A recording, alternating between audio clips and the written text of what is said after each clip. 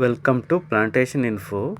ಇವತ್ತು ನಾನು ಶುಂಠಿಗೆ ಬರುವ ಬೆಂಕಿ ರೋಗದ ಬಗ್ಗೆ ನಿಮಗೆ ಮಾಹಿತಿ ಕೊಡ್ತಾ ಇದ್ದೀನಿ.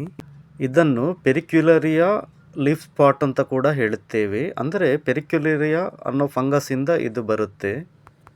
ಎಲೆಗಳಲ್ಲಿ ಹಳದಿ ಬಣ್ಣದ ಸಣ್ಣ ಸಣ್ಣ ಚುಕ್ಕೆಗಳ ರೀತಿ ಇದ್ದು ನಿಧಾನಕ್ಕೆ ಎಲೆಗಳು ಸಂಪೂರ್ಣವಾಗಿ ಒಣಗಿ ಹೋಗಿ ಗಿಡಗಳು ಕೂಡ ಸಾಯುತ್ತವೆ.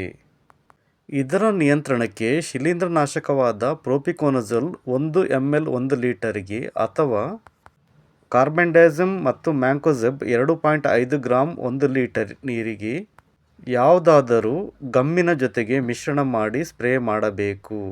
ಒಂದು ಸಲ ಸ್ಪ್ರೇ ಮಾಡಿದ ನಂತರ 20 ದಿನಗಳ ಅಂತರದಲ್ಲಿ ಇನ್ನೊಮ್ಮೆ ಇದನ್ನು ರಿಪೀಟ್ ಮಾಡಬೇಕು.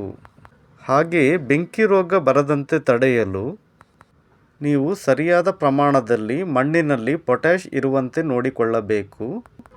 ಹಾಗೆಯೇ ಮಳೆಗಾಲದ ಸಮಯದಲ್ಲಿ ಬುಡದಲ್ಲಿ ನೀರು ಜಾಸ್ತಿ ನಿಲ್ಲದಂತೆ ನೋಡಿಕೊಳ್ಳಬೇಕು. ಈ ಕೆಲಸಗಳನ್ನು ಮಾಡಿದರೆ ನೀವು ಶುಂಠಿಯಲ್ಲಿ ಬೆಂಕಿ ರೋಗವನ್ನು ನಿಯಂತ್ರಣದಲ್ಲಿ ಇಡಬಹುದು. ಈ ವಿಡಿಯೋ ಇಷ್ಟ ಆದರೆ ಪ್ಲೀಸ್ ಲೈಕ್ ಮಾಡಿ. ಹಾಗೆ ಅಗ್ರಿಕಲ್ಚರ್ ಇನ್ಫಾರ್ಮೇಷನ್ಗೆ ನಮ್ಮ ಚಾನಲ್ ಸಬ್ಸ್ಕ್ರೈಬ್ ಮಾಡಿ. ಹಾಗೆ ನಮಗೆ ಸಪೋರ್ಟ್ ಮಾಡೋದಕ್ಕೆ ಜಾಯಿನ್ ಕೂಡ ಆಗಿ. Thank you.